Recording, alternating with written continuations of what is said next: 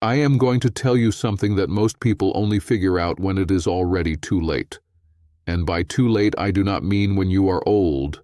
I mean when the person you loved is gone, when your kids have stopped calling, when your body starts sending you bills you cannot pay, when you sit alone in a quiet house and realize that the life you were going to live someday never actually started. That is what too late looks like. I know because I have been sitting in that house. My name is Harold Voss. I am 84 years old. I spent 40 years as an engineer. I was married for 51 years to a woman named Margaret, who was better than anything I ever built. I have 3 children, 7 grandchildren, and a heart that my doctor told me last Tuesday is running at 38% capacity. 38%. I hung up the phone. I sat in my chair. I looked out the window for a long time. And then I picked up a pen. Because here is what I know after 84 years on this earth. Most men do not talk. We were taught not to. We were taught that silence is strength and that admitting you are lost is the same as being weak. We swallowed everything. The fear, the regret, the things we should have said to our fathers and our sons and our wives when we still had the chance. I am done swallowing. I wrote down everything I know, everything I wish someone had sat me down and said when I was 30 years old and stupid enough to think time was something I had plenty of. Today, I am giving you 7 of them. I am counting down from 7 to 1 because the last one is the one that matters most, and I want you to still be listening when we get there. But before I start, I need to ask you one thing. How old are you right now? And what is the one thing you keep telling yourself you will do someday? Not next year, not when things settle down. Not when the kids are older, or the mortgage is paid, or the timing finally feels right. I mean the real thing, the thing that lives in the back of your mind at 2 in the morning when you cannot sleep. Write it in the comments below. I am not asking to be polite. I am asking because I want you to see it written down in front of you, because the moment you write it down is the moment it stops being a dream and starts being a deadline. I read every comment, every single one. Now let us begin. Number 7. Forgiveness is not a gift you give to someone else. It is surgery you perform on yourself. I carried anger toward my father for 30 years after he died. 30 years. He passed in 1979. I was still angry at him in 2009. I am not sure I fully let it go until I was past 75. My father was a hard man. He was not cruel. He was not violent. But he was cold in the way that certain men of his generation were cold. He did not say, "I love you." He did not come to my graduation. He missed the birth of my first child because he had a work obligation. He said he could not move. I hated him for that for decades. But here is what I eventually understood. And it took me far too long to get there. He could not hear my anger. He could not feel it. He was in the ground. He was not changed by a single moment of the fury I carried around inside my chest like a hot stone for 30 years. I was the only one in the room. I was the only one getting burned. Every morning I woke up and chose to stay angry was a morning I gave to a dead man. I handed him my energy, my peace, my ability to be fully present with the people who were actually alive and standing right in front of me. The day I finally let it go. And I mean genuinely let it go. Not the performed version where you say the words out loud and feel nothing change, but the real release, the kind that happens quietly, alone, when nobody is watching. I felt something leave my body that I had been carrying for so long I had forgotten what it felt like not to carry it. Put the anger down. Not for them. Not because they deserve it. Not because what they did was acceptable. Put it down for the years you still have left. Because those years are yours, and you do not have as many of them as you think. Number 6. Your body is keeping score even when you are not paying attention. I worked 70-hour weeks for 22 consecutive years. I want you to sit with that number for a moment. 22 years. My son David went from 3 years old to 25 years old during that stretch. I missed most of it, not because I did not care, but because I was at the office, or traveling, or thinking about work even when I was technically home.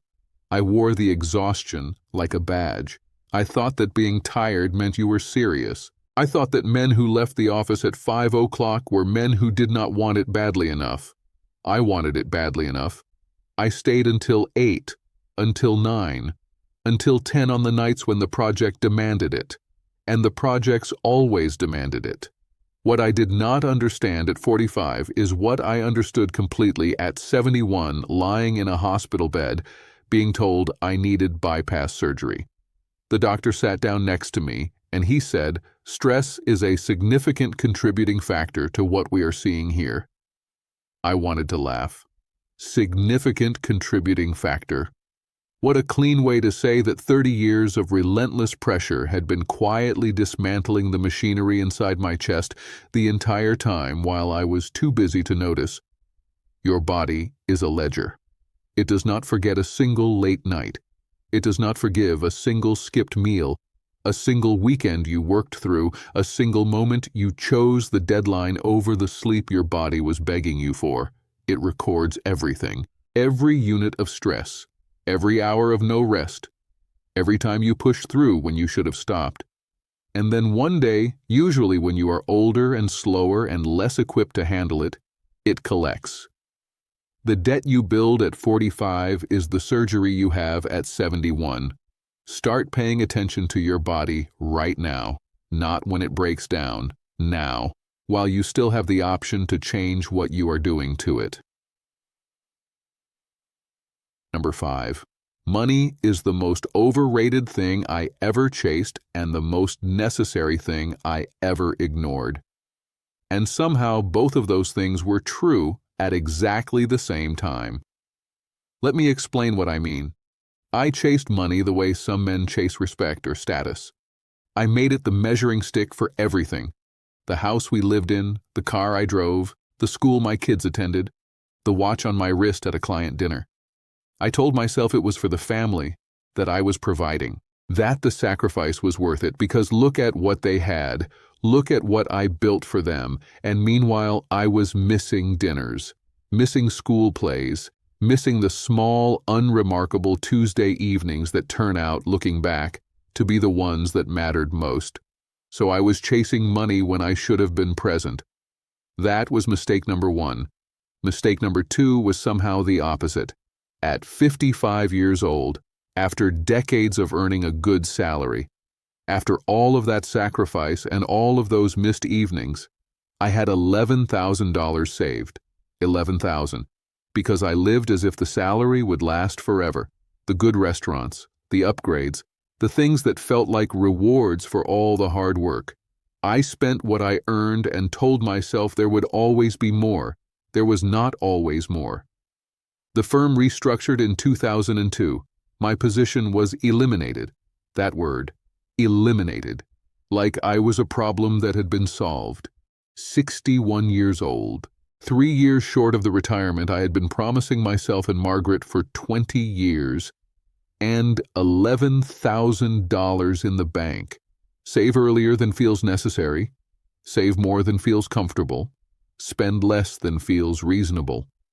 The gap between what you earn and what you keep is the only number that will matter when the salary stops. And the salary always stops eventually. Do not learn that the hard way. I am begging you. Number 4, the people who love you are not a renewable resource. I want to say that again because I do not think most men actually hear it the first time. The people who love you are not a renewable resource. Margaret stayed with me for 51 years. She was patient in a way I did not deserve. She raised 3 children largely on her own while I built a career. She moved cities twice for my job without complaining. She sat across from me at 1,000 dinners where I was physically present and completely somewhere else. She told me once. It was 1998. I remember it like it was last week. We were in the kitchen. She was standing at the counter with her back to me. She said it quietly, The way people say things when they have been waiting a long time to say them and are not sure they will be heard. She said, "Harold, I have been lonely inside this marriage for 11 years. 11 years. I did not know what to do with that. So I did what I always did when something made me uncomfortable. I said I was tired. I said we would talk about it tomorrow. I went to bed. We did not talk about it tomorrow, and she stayed. That is the part I still cannot fully make sense of. She stayed. She kept showing up. She kept choosing me even when I was not choosing her back in the ways that actually counted. I think about that night in the kitchen more than any other single moment in my life, more than any contract I signed, more than any promotion I received, more than the day I retired or the day the doctor told me about my heart. That night in the kitchen. And that leads me to my second question for you today. Is there someone in your life right now who has been trying to tell you something? Not dramatically, not in a fight, but quietly, in the way Margaret told me, with their back turned and their voice low. Are you hearing them? Write it in the comments if you are brave enough, or just sit with the question for a while, but do not dismiss it, because the people who love you quietly are the ones whose absence will be the loudest thing you have ever experienced. Number 3, being right will cost you everything. From 1987 to 2004, I was right in nearly every argument I had with my son David. 17 years of arguments about his choices, his career, the woman he wanted to marry, the city he wanted to move to, the life he was building that did not look anything like the life I had imagined for him. And I was right. I want to be honest about that. Some of the things I said were accurate. Some of my concerns were valid. I was not making things up. I genuinely believed I could see things he could not see yet, but I delivered every piece of that truth like a hammer. I did not ask him questions. I gave him conclusions. I did not sit beside him. I stood over him. I did not say, "I am worried because I love you." I said, "You are making a mistake, and here is why, and here is what you should do instead." I was technically right, factually right, right in the way that wins arguments, and right in the way that loses people. David lives in Portland now. He has a good life. A wife I have met 4 times. Children I barely know. He calls on Christmas and on his birthday. 2 calls a year. I won every single argument. I lost my son. Not all at once, not in a single dramatic moment, slowly, over years, argument by argument, correction by correction. Each one chipping away at something between us until one day I looked up and the distance had become so normal that neither of us knew how to close it anymore. There is no version of being right that is worth that. Not one, not a single one. The next time you feel the urge to win an argument with someone you love, ask yourself one question before you open your mouth. What matters more to me right now? Being right or keeping this person? Because sometimes you genuinely cannot have both. Number 2, the life you are postponing is the only life you have. I had a plan. It was a good plan. Retire at 62. Take Margaret to New Zealand. We had talked about New Zealand since our honeymoon in 1973. She had a photograph of Milford Sound on the wall of our bedroom for 40 years. 40 years that photograph was there. I was going to take her. I just needed to finish this project first, get through this restructuring, make it to the next milestone, wait until the kids were settled, wait until the mortgage was paid, wait until the timing was right. I retired at 64, 2 years late. Margaret had her first stroke at 63. We never saw New Zealand. The photograph is still on the wall of my bedroom. I cannot bring myself to take it down. Sometimes I stand in front of it in the morning, and I think about all the years it hung there as a promise instead of a memory. That is what postponing costs you. It costs you the actual thing, not a version of it, not a delayed version that you eventually get to. The thing itself, gone, permanently. I want to ask you right now, what is your New Zealand? What is the thing you have been putting on the wall as a promise for years while you wait for the timing to improve? The timing will not improve on its own. Time does not work that way. You have to decide that today is close enough to right. You have to move toward the thing even when the conditions are not perfect, because the conditions are never going to be perfect, and the photograph on the wall is not the same as standing there. Number 1. The small moments were the big moments. You just did not know it yet. I remember closing a $4 million contract in 1991. I remember the exact conference room, the handshake, the cab ride to the airport, the glass of scotch I ordered on the plane home. I felt like I had won something that day. I called it a defining moment. I do not remember what David's face looked like the first time he rode his bike without my hand on the back of the seat. I was there. I watched it happen. I have been told I clapped. I may have even cheered, but I cannot see it. I cannot bring the image back no matter how hard I try. It is gone, lost somewhere in the noise of everything I thought was more important at the time. The contract is gone. The company that hired me is gone. The $4 million was spent long ago on things I could not name today if you asked me. The scotch is gone. The feeling of winning is gone. My son's childhood is gone. But here is what I want you to understand, and this is the one I need you to carry with you today. The small moments are happening right now. While you listen to this, while you sit in your car or eat your lunch or lie in bed at the end of the day, the conversation your child is trying to have with you, the way your partner looks at you when you are not paying attention, the ordinary Tuesday evening that will someday feel like the most precious thing you never appreciated. Those moments are the ones that will matter at 84, not the contracts, not the promotions, not the deals. This, right here, what is in front of you today. Pay attention to it. Not because I told you to, but because one day you will be sitting where I am sitting, heart at 38%, house quiet, and you will reach back for these moments the way I reach back for David's face on that bicycle, and I want you to be able to find them.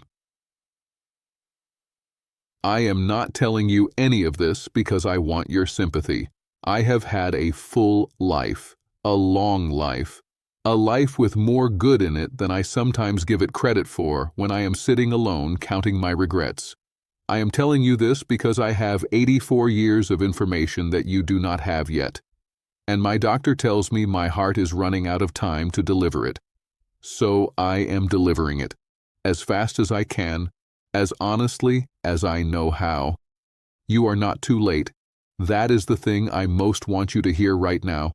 Whatever age you are, whatever mistakes you have already made, whatever relationships you have let drift or opportunities you have let pass, you are not too late. But you are not as early as you think you are either. The years move faster than any young person believes until they are suddenly not young anymore, and they look back and wonder where it all went. Do not wonder. Live in a way that answers the question before it is ever asked. If something in here reached you today, if one of these 7 things landed somewhere inside you, write it in the comments. Tell me which number hit the hardest. Tell me what you are going to change. Tell me what your New Zealand is.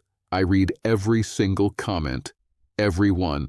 And if someone you love needs to hear this today, a son, a brother, a friend who is losing himself inside his work and does not see it yet, send this to them right now, before you close the app, before you get distracted, before you tell yourself you will do it later. You know what I think about later. Subscribe. I will be back next week while I still can.